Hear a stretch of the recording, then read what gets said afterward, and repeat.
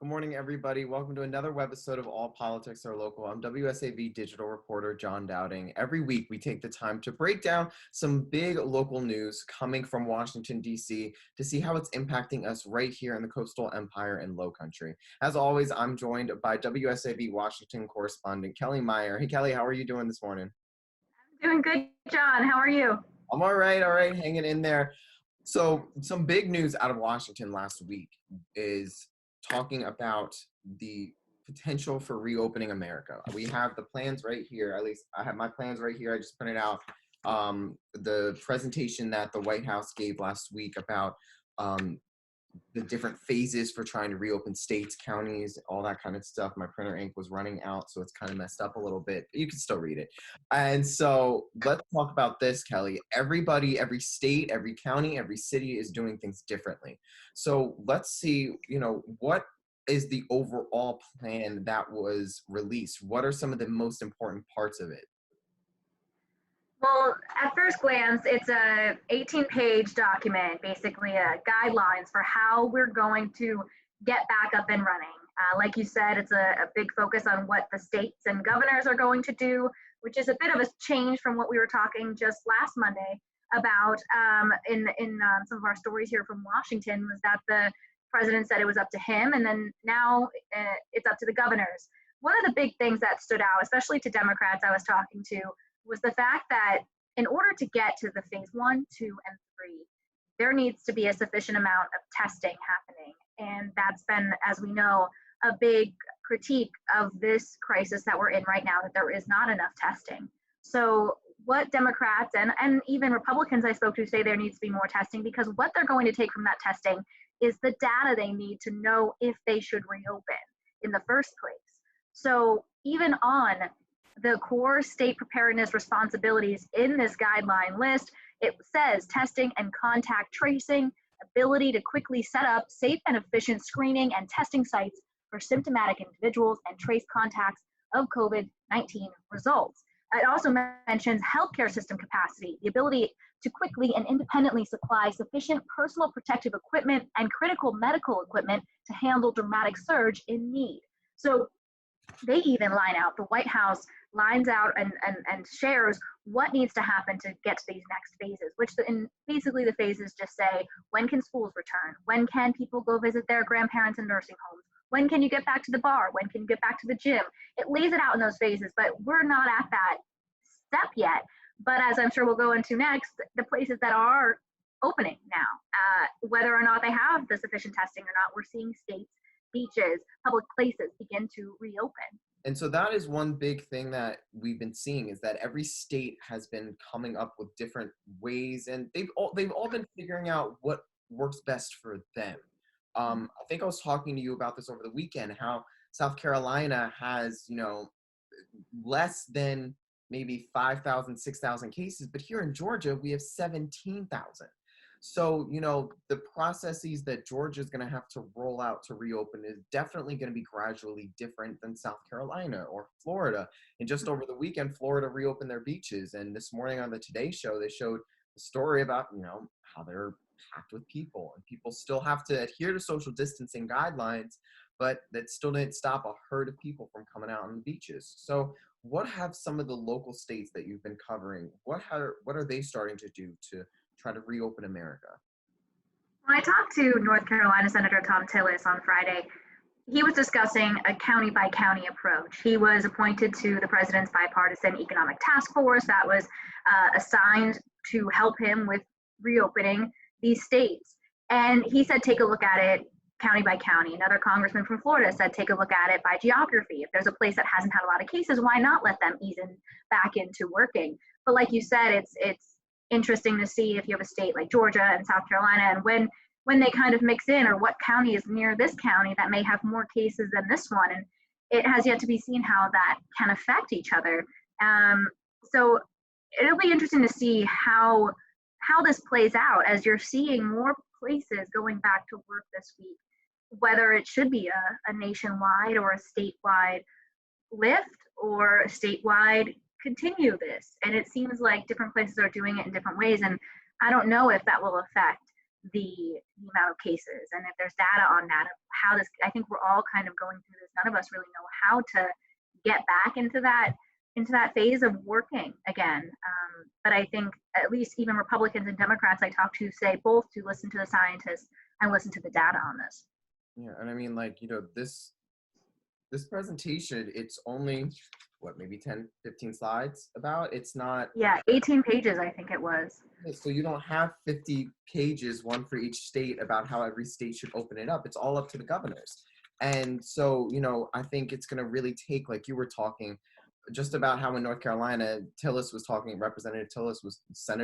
was talking about how he wanted to just do a county by county approach. I mean, it's definitely going to be something different, that we're going to see a lot of different variation of it across the country, to be able to not only reopen America, get people working, get kids back in schools, but to be able to also keep people safe. And I think that's the biggest question of how do we reopen America and keep people safe. Have you heard anything from representatives in Washington about, aside from, Senator Tillis, about his idea of a county by county approach? Have you heard anything about what they think may be the best way to keep people safe while going into this? Is it just social distancing? Is it mass as well? What else are they talking about? Yeah, and I think even as you look through some of the guidelines here in phase one, if they're saying, going, let's see, it says employers. So phase one, it says continue to encourage telework whenever possible and feasible with business operations. It says, if possible, return to work in phases, close common areas where personnel are likely to congregate and interact, or enforce strict social distancing protocols. So even with these phases, they're saying, yes, return to work, but keep out of common areas, keep it distanced, as they continue to monitor and make sure that these cases don't grow as we ease back into it. But it's the biggest question, and I know the president had said it was the biggest decision he will have to make. Senators I talk to and congressmen I talk to and congresswomen saying that this is an incredibly delicate situation, which you want to help these struggling businesses and get people back to work, but you also want to make sure that you keep people safe. And it's balancing that. But when I talked to Senator Tillis, he was saying it's time we got to start turning the page. And I know some other Republican lawmakers felt that way too, but also at the same time wanting to keep people safe. So it's a very delicate situation. That's why I think they were looking at it county by county. But it will remain to be seen if that works. And I think we're going to get a taste of that as South Carolina businesses begin to reopen this week. Yeah, that's definitely going to be a big sign this week. On Tuesday, they're talking about South Carolina retail stores reopening. I had heard in some reports them talking about specifically doing takeout options similar to what they would be doing for restaurants and what they've been doing so far. But talking about small businesses, they've been suffering a lot throughout this whole entire process. Businesses have been applying for those emergency loans from the government, just to find out that I believe last week they ran out of funding in the special program for it. So Kellie, you did a lot of stories last week on the small business loans and the programs and the different things that are in place to try to help these small businesses. So tell us a little bit about, what were some of the challenges that the federal government was facing during the process to try to be able to have these loans available? Well, the biggest one they were facing, like you said last week, was that this ran out of cash. They put $250 billion into the small business loan program, the Paycheck Protection Program, they called it, and it ran out within a few weeks. And it ran out of cash as of Thursday morning, and lawmakers were at an impasse of how to get to replenish it, basically. Democrats were wanting, okay, if we do replenish this account, let's also give some money for healthcare and resources and testing, and city and state government as well, who are beginning to lay off workers and need support as well. They worked through the weekend. We are thinking that they are close to a deal as of Monday. Mnuchin has said that, President Trump has said that. Nothing is really pen to paper just yet, but they are hoping to replenish that. And what it will look like, they did end up coming to an agreement that it would look like about $300 billion to replenish that small business loan account we were just talking about. $60 billion for small business disaster program, $75 billion for hospitals and money for testing, but what's not included is that money for states and also more money for food stamps. And in that small business 300 billion, they have 60 billion for underserved businesses because there was a struggle for small businesses, really micro businesses who weren't getting access to the help, which is the ones who were needing it the most. And I know we were discussing before we came on here about the Shake Shacks and the Ruth Chris getting bailouts there, getting help, and they were these bigger businesses that weren't like these small businesses like that could survive. So they're working out the kinks on that. And, I talked with some in the restaurant biz saying that they've applied and never heard back, or that their loans were going to kick in before they were even, or the payback for some of this was going to have to kick in before they were up and running. So there was a lot of kinks that people are calling to be worked out with this. And lawmakers say, of course, there's going to be some issues. We've never done this before, but we are going to work this out. We want to make sure people get the help they need. So we'll see this week if they do indeed replenish this and also give funding for other places. I mean, it's speaking to local business owners, also had that issue with either just staying afloat and also going through the process of applying for those loans and being successful. I've only heard so far of one business here in Savannah that was successful with getting some small business loans from the government before the funding ran out. But like you said, it's definitely, nobody's been through this before. Nobody's been able to, there's no benchmark, there's no guide, there's no blueprint that anybody can follow with any of the small business, with anything in general, let alone the small business issues and the paycheck protection program. So, I mean, like you said, there's definitely going to be a lot of different things rolling out throughout this week. But before we go, quick question for you. Have you heard anything from Congress about next bills they want to address? Any new legislation they want to address? I know they are, I believe as soon as they work through this negotiation with the small business replenishment, would be the phase 4. And I know we were talking about that weeks ago. What would be in it? What are they working on? So I know that's seeming like it's in the pipeline. As soon as they get this sorted, I think they will move on to phase 4 and what's in it. But I think even since the last time we talked and then to where we're at now, a lot more need has popped up, or they're seeing a lot more areas that need help. So I think we'll revisit what ideas they're looking at. That'll definitely be a story I'll be working on this week.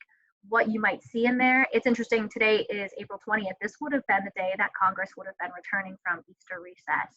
And they're not here, obviously. And they may not return until way beyond May 4th. May 4th, they were saying they might return, but there's still restrictions in DC in place until May 15th. So I can imagine them returning to Capitol Hill, which is in Washington, DC, with local restrictions being put in place. So it's interesting, for a whole another month, we might not see them here. But with this small biz deal, they might not be able to get a unanimous consent to get this passed. So you might see some lawmakers coming back here later this week to get this other deal done, as we were talking about replenishing the small business fund. So it's a interesting time to say the least. And having these lawmakers come back here amid a pandemic will be interesting to see who comes back here on Wednesday to maybe get this through. And then we'll continue with looking at what's in phase 4. But there's a lot of moving parts right now. Yeah, definitely a lot of moving parts. But you guys can, those watching, you can watch all of Kellie's stories, and you can keep track of some of the other stories coming out of Washington, D.C. on our website from WSAV. Just go to wsav.com/Washington. Thanks, Kellie, as always, for sitting down and talking with us. We say it every week, but especially now during this time. Thank you so much for helping us bridge the gap between us in Savannah and DC, so we can help understand when some of this relief is going to hopefully come down for us. Absolutely. Thank you for having me. Stay safe, everybody. Of course. All right. And as always, you can see more of our episodes of All Politics Are Local on our website. Just go to wsav.com/allpoliticsarelocal. Thank you again for watching. I'm John Dowding. We'll see you again next week on All Politics Are Local.